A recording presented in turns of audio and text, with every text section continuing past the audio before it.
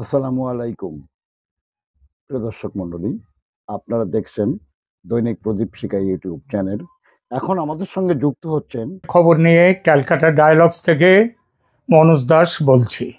14 থেকে 16 October Indian military intelligence ডিপার্টমেন্টের 4 সদস্যের এক সেনা দলের বাংলাদেশ সফরের কথা এই চ্যানেলে ইতিপূর্বে বিশদভাবে বলেছি এবং সেই সফরে কোথায় কি আলোচনা হবে, কাদের সঙ্গে হবে তা উল্লেখ করেছিলাম এবং জেনারেল ওয়াকারুজ্জামান যে ব্যক্তিগতভাবে এই সমস্ত আলোচনায় উপস্থিত থাকবেন এবং থাকবেন বলে যে তিনি সৌদি আরবের সফরে গেলেন না সেটাও আমরা উল্লেখ করেছিলাম। শুধু যে ভারতের নর্থ ইস্ট নিউজ পোর্টালকে উদ্ধৃত করে এই খবর দিয়েছিলাম তা নয়, বাংলাদেশ সেনার নিজস্ব ওয়েবসাইটের ছবি দিয়েও বলেছিলাম এই সফরের কথা। কিন্তু পরে বিভিন্ন সূত্র থেকে একযোগে বলা হয় এই সফর শেষ মুহূর্তে বাতিল হয়েছে। এমন কথাও বলা হয় কিছু কিছু সংবাদ মাধ্যম থেকে যে বাতিল নয়, স্থগিত হয়েছে এই সফরটি। স্বয়ং নর্থ ইস্ট নিউজের সাংবাদিক চন্দন নন্দী, যিনি সফর হতে চলেছে এই ব্রেকিং নিউজটি করেন, তিনি বাংলাদেশের এক অত্যন্ত নামী ইউটিউবার সাজ্জাদ কাদিরের সঙ্গে একটি পডকাস্টে বলে দেন যে এই সফর বাতিল নয়, স্থগিত হয়েছে মাত্র। তারপর বিভিন্ন মিডিয়া একযোগে বলেছে ভারতীয় সেনা দলের সফর হয়নি। এই খবরটি প্রচার হলে দু রকমের প্রতিক্রিয়া দেখা গেছে। একদল খুশি হয়েছেন ভারত ভয় পেয়ে পিছিয়ে গেল বলে, আর একদল দুঃখ পেয়েছে এজন্য যে দীর্ঘ 15 মাস পর বাংলাদেশকে শান্ত করতে অবশেষে উদ্যোগী ভূমিকা নিয়েও ভারত শেষ মুহূর্তে পিছিয়ে গেল বলে। বলার প্রয়োজন পড়ে না যে বাংলাদেশকে তার বর্তমান দুরবস্থা থেকে একমাত্র ভারতই উদ্ধার করতে পারে, এমন বিশ্বাস বাংলাদেশের এক বিরাট সংখ্যক মানুষের মধ্যে আছে।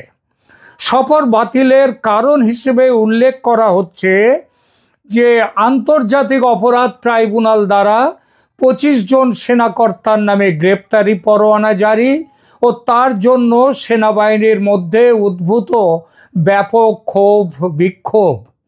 কারণ হিসেবে মন্দ নয় এই কারণ যেটা দেখানো বলা হচ্ছে, বরং খুবই যুক্তযুক্ত। সেনার অভ্যন্তরে এমন বিক্ষুব্ধ পরিস্থিতিতে ভারতীয় সেনা প্রতিনিধিদের সফরকালীন অবাঞ্ছিত ঘটনা ঘটতে পারত। বিশেষ করে আমাদের মনে আছে রাজীব গান্ধী তার শ্রীলঙ্কা সফরের সময় কোন ঘটনার মুখোমুখি হয়েছিলেন। একজন সেনাকর্মী রাজীব গান্ধীকে গুলি করতে যান। এরকম ঘটনা এখানেও ঘটতে পারত, সেজন্যই বাতিল সফর। হ্যাঁ, এটা একটা, আগেই বলেছি, এটা একটা গ্রহণযোগ্য কারণ হতে পারত কিন্তু হয়নি। কারণ যেটা সত্যি হলো এই সফর আদৌ বাতিল বা স্থগিত হয়নি, বরং যেভাবে তৈরি হয়েছিল সফরসূচি একেবারে তার সঙ্গে কাঁটায় কাঁটায় মিলিয়ে হয়েছে এই সফর। ভারতীয় প্রতিনিধি দল মেজর জেনারেল কুন্দন কুমার সিংয়ের নেতৃত্বে 14 তারিখে ঢাকায় গিয়েছিল 14 অক্টোবর এবং 16 অক্টোবর তারিখ বিকেলে ঢাকা ছেড়ে দিল্লি ফিরে আসে। এবং তারা ফিরে আসার একেবারে ফেরার রাস্তা ধরার একেবারে সঙ্গে সঙ্গেই জেনারেল ওয়াকারুজ্জামান এবং তার সঙ্গে উচ্চপদস্থ সেনাকর্তাদের কয়েকজন 3টি হেলিকপ্টার নিয়ে বেরিয়ে পড়েন, যান উত্তরে রংপুরের কাছাকাছি 2টি পরিত্যক্ত বিমানবন্দর পরিদর্শনে। বাংলাদেশ সেনা এমন জরুরিভাবে কেন গেল এই পরিদর্শনে? ভারতীয় সেনাকর্তাদের সফরের সঙ্গে এই পরিদর্শনের কোনো যোগসূত্র আছে কিনা ও থাকলে কি সেই যোগসূত্র বলবো সে কথা। তবে সবার আগে বলি ভারতীয় সেনা প্রতিনিধি দলের সফরের বিষয়টি। ভারতীয় মিলিটারি ইন্টেলিজেন্স দলটি প্রকৃতপক্ষে 14 থেকে 16 অক্টোবর 2025 তারিখে ঢাকা এবং কক্সবাজার সফর করেছে যথারীতি। সফরটি বাতিলও হয়নি, আর স্থগিত হওয়ার খবর এর কোনোটাই সঠিক নয়।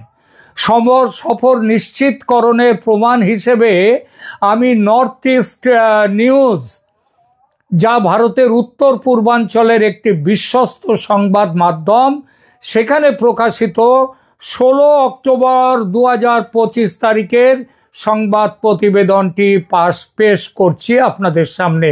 একবার দেখে নিন স্ক্রিনে এই প্রতিবেদনের শিরোনাম। এখানে লেখা আছে, with Indian MI team still in Dhaka, Bangladesh army chief general Wakeruzzaman visited 2 old airstrips. অর্থাৎ ভারতীয় যে মিলিটারি ইন্টেলিজেন্স ডিপার্টমেন্টের অফিসারদের থাকাকালীনই জেনারেল ওয়াকারুজ্জামান দুটো পুরনো বিমানবন্দর তিনি পরিদর্শনে গেলেন।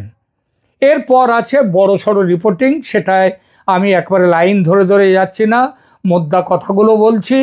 বলা হয়েছে যে ভারতীয় MI দল, মিলিটারি ইন্টেলিজেন্স দল ঢাকা সফর সম্পন্ন করেছে। রিপোর্টে উল্লেখ করা হয়েছে, shortly after the departure of A 3-member team of Indian military intelligence officers from Dhaka on October 16, Bangladesh Army Chief General Wakaruzzaman paid unscheduled visits to 2 old airstrips. অর্থাৎ তিনি বললেন যে ভারতের সেনারা 3 জন, সেনা দলে 3 জন নয়, এটা 4 জন পরে জানা যাচ্ছে। আসলে বিভিন্ন সূত্রে যেহেতু সরকারিভাবে কিছু বলা হয়নি, তেমনভাবে বলা হয়নি, সেই জন্য এই ধরনের কিছু কিছু প্রশ্ন উঠে আসে।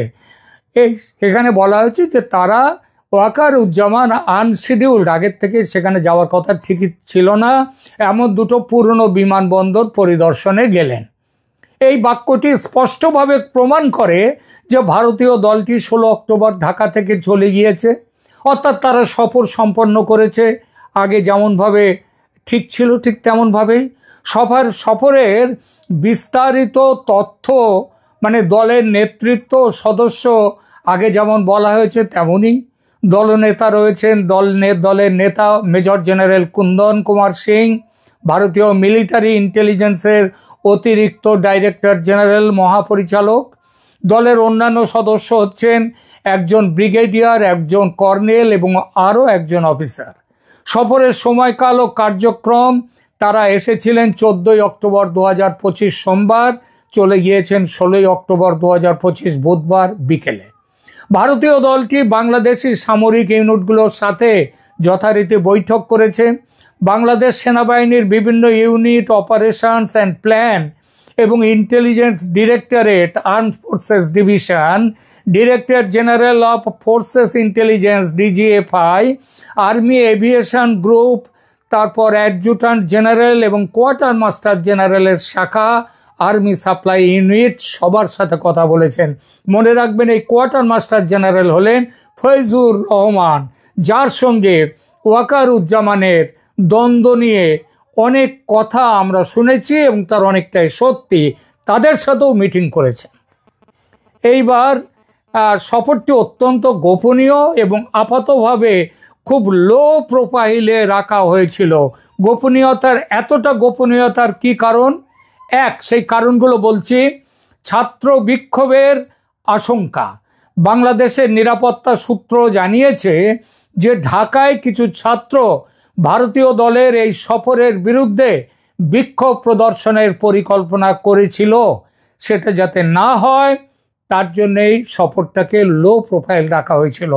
দ্বিতীয় কারণ, কূটনৈতিক উত্তেজনা। আগস্ট 2024 থেকে ভারত বাংলাদেশ দ্বিপাক্ষিক সম্পর্ক উল্লেখযোগ্যভাবে খারাপ হয়েছে এবং এই খারাপ হওয়ার জন্য দায়ী কিন্তু সেনাবাহিনী নয়, দায়ী সেখানকার সরকার। বাংলাদেশে ভারত বিরোধী শক্তির রমরমা হয়েছে এখন স্বয়ং ইউনূস সরকারের সৌজন্যে। তাই সেনাবাহিনী চায়নি বিষয়টি নিয়ে নতুন করে পরিস্থিতি খারাপ হোক। তবে সরকারের বিপরীতে যে সেনাপ্রধান অবস্থান করছেন এবং সেনাবাহিনীও অবস্থান করছে সেটা বুঝিয়ে দিয়েছেন জেনারেল ওয়াকারুজ্জামান। এরপর ন্যূনতম অভ্যর্থনা দেওয়ার কারণটা কি হয়েছে, কিভাবে অভ্যর্থনা পেয়েছে ভারতীয় দলটি? ভারতীয় দলকে বাংলাদেশ মিয়ানমার সীমান্তের কাছে কক্সেস বাজারে অবস্থিত একটি উপকূলীয় জেলার কক্সেস বাজারের একটি বাংলাদেশ সেনা ইউনিট মডেস্ট রিসেপশন দিয়েছিল। অর্থাৎ জেনারেল জামান কাজের কাজটি করেছেন ভারতের সেনা দলকে আমন্ত্রণ করে ঠিকই, কিন্তু ব্যাপক প্রচার তিনি চাননি। সরকারি পর্যায়ে নীরবতার কারণ হিসেবে নর্থ ইস্ট নিউজ লিখেছে, while neither the Indian army নর the Bangladesh army made any move to publicise the visit, sufficient misinformation was shared and a smoke screen was created to downplay the Indians 4-day sojourn। মানে এটা ইচ্ছাকৃতভাবে বাংলাদেশ তো বটেই, বাংলাদেশ এবং ভারতের পক্ষ থেকে এটাকে একটা ধোঁয়াশার মধ্যে রাখা হয়েছে। এবং ওই যে পরস্পর বিরোধী খবর, সব ভারতীয় সেনাদল এসেছে কি আসেনি, এই খবরটাও প্রচার করা হয়েছে মানুষকে ইচ্ছাকৃতভাবে।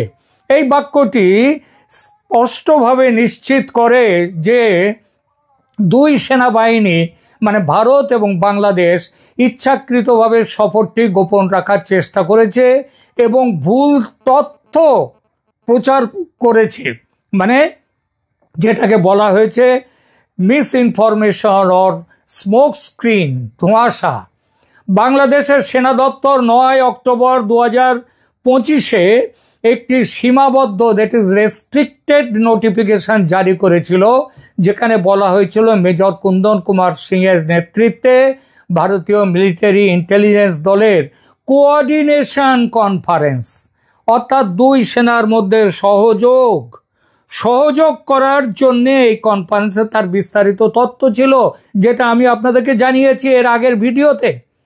11 অক্টোবর বাংলাদেশ সেনাবাহিনীর বিভিন্ন ইউনিট ও ফরমেশনের প্রতিনিধি দলের একটি রিকোয়ার্ড মিটিং আর্মি মাল্টিপারপাস কমপ্লেক্সের কনফারেন্স রুমে অনুষ্ঠিত হয়েছিল।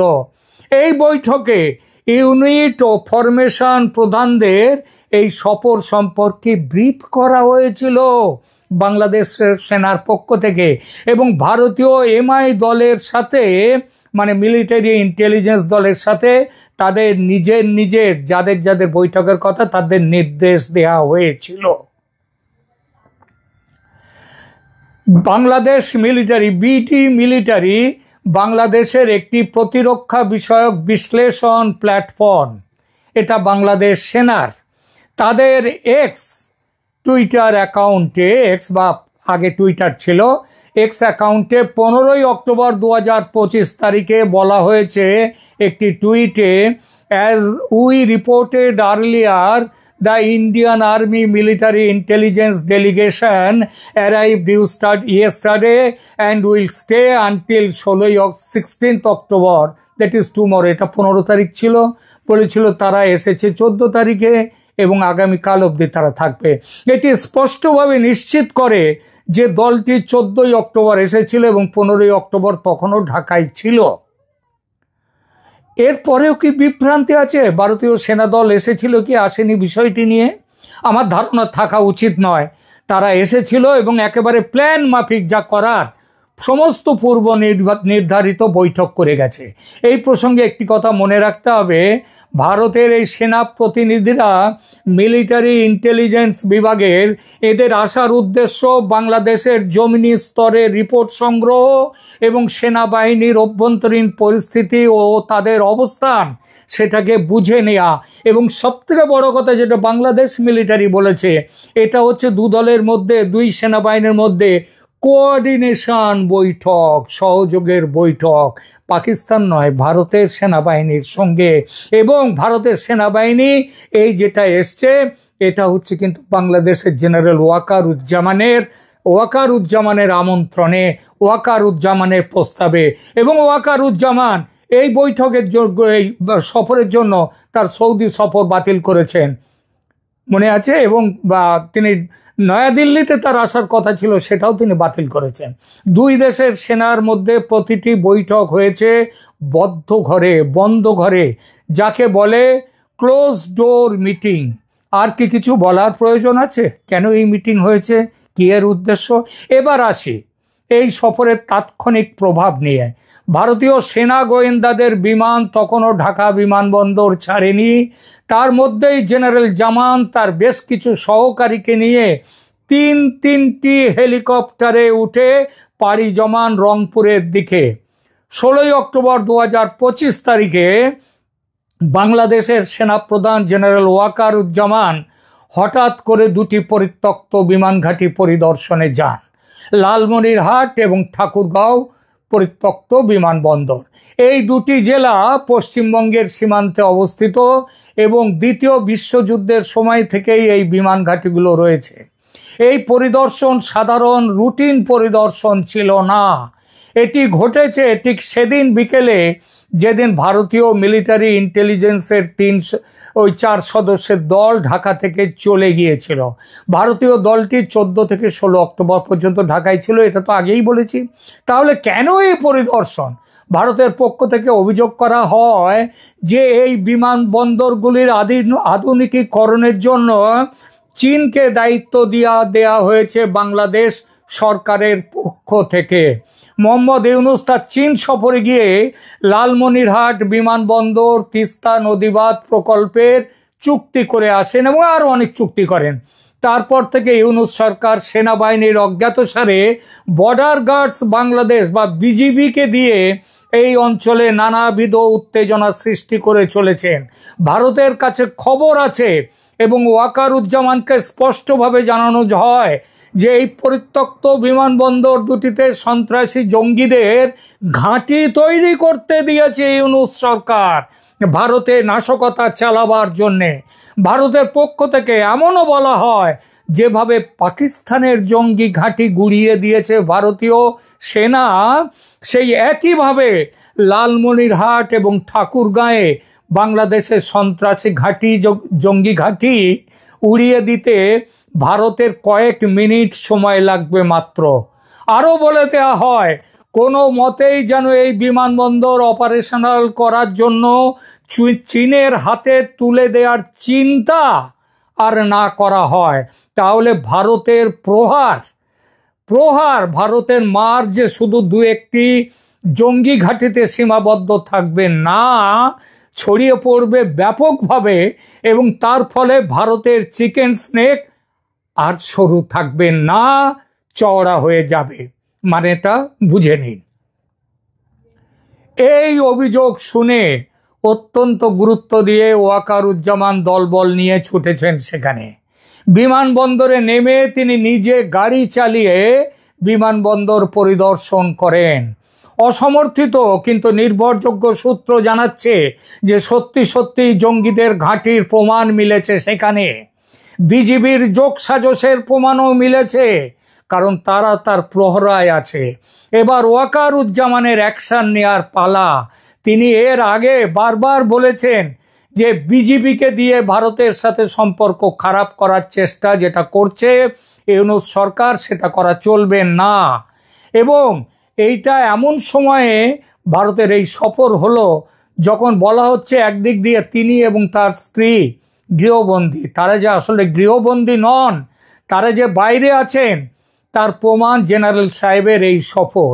আর ভারতীয় সেনাদলের সফরের আর একটা স্পেসিফিক এফেক্ট হলো অপরাধ ট্রাইব্যুনাল নিয়ে সরকার যে অতিরিক্ত উদ্যমী হয়েছিল সেটা হঠাৎই যেন থিতিয়ে গেছে।